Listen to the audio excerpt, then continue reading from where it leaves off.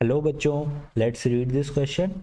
So the question here is a 20-gram bullet traveling with a velocity v becomes embedded into a 4 kg block of wood suspended from two light strings. If the block bullet combination rises to a height of 2 meter, what is the initial velocity v of the bullet?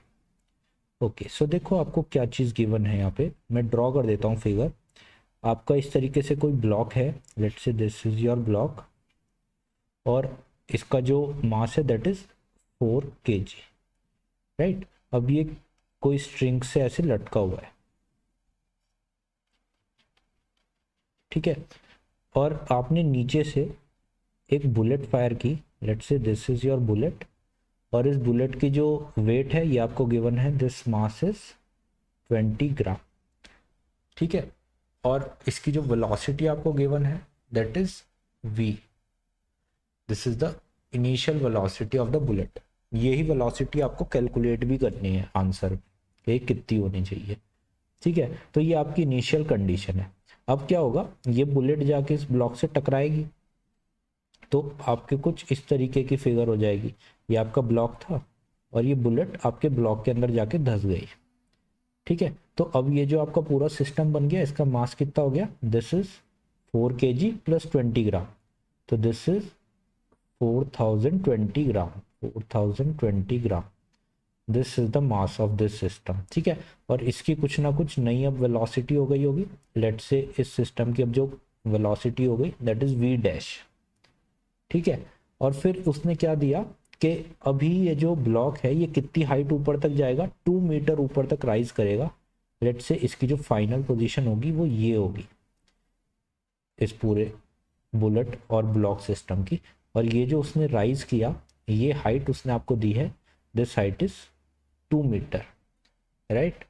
तो अब देखो यहाँ पे जो आपको निकालना क्या है, ये इनिशियल वेलोसिटी। तो आपका की कॉन्सेप्ट यहाँ पे क्या यूज होने वाला है, योर की concept for this question is, सबसे पहले तो हम कंजर्वेशन ऑफ मोमेंटम यहाँ पे यूज करेंगे, कंजर्वेशन ऑफ मोमेंटम।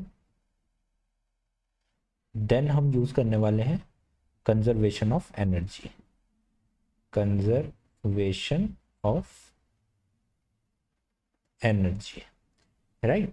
तो देखो सबसे पहले हम मोमेंट को अगर कंजर्व करें यहाँ पे, तो आपके इनिशियल कंडीशन में ये जो बड़े वाला ब्लॉक था ये तो आपका रेस्ट पोजीशन में था, तो इसका तो कुछ भी मोमेंटम नहीं था, राइट। मोमेंटम सिर्फ किसका था, इस बुलेट का। तो आपका मोमेंटम कितना था इनिशियल, इस बुलेट का जो मास है that is 20 gram, 20 gram into इसकी जो वेलोसिटी है v, ठीक है। अब जब दोनों का कोलिजन हो गया तो उसके बाद इनकी एक वेलोसिटी हो गई v डैश, और इनका कंबाइंड मास कितना हो गया 4020 ग्राम। तो दिस इज 4020 ग्राम इनटू इसकी जो final velocity that is v dash. तो यहाँ से आप v डैश को v की टर्म में राइट डाउन कर सकते हो।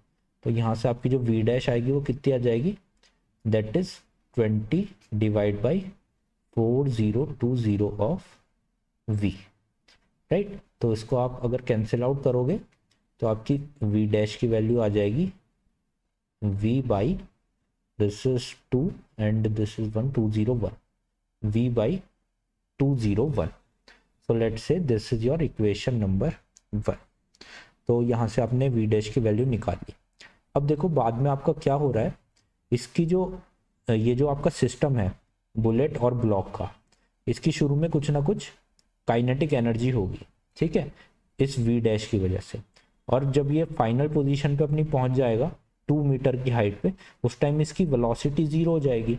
तो उस टाइम पे इसकी जितनी भी काइनेटिक एनर्जी थी वो पोटेंशियल एनर्जी में चेंज हो जाएगी। तो इसकी जो काइनेटिक एनर्जी थी वो इसकी फाइनल पोटेंशियल एनर्जी के इक्वल हो जाएगी, राइट। तो जो इनिशियल में इसकी काइनेटिक एनर्जी थी वो कितनी थी, that is half into, let से मैं छोटे वाले मास को 20 ग्राम वाले मास को स्मॉल m लिख देता हूँ, और कैपिटल मास ये जो 4 kg का मास है उसको कैपिटल m से शो कर देता हूँ, ठीक है, इनटू इस सिस्टम की वेलोसिटी थी v डैश का होल स्क्वायर, राइट। ये आपकी इनिशियल काइनेटिक एनर्जी थी, इनिशियल पोटेंशियल एनर्जी हम 0 मान रहे हैं। हम मान रहे हैं कि ये आपका डेटम लाइन है, इससे ऊपर जैसे आप जाओगे तो आपकी पोटेंशियल एनर्जी इंक्रीज हो रही है।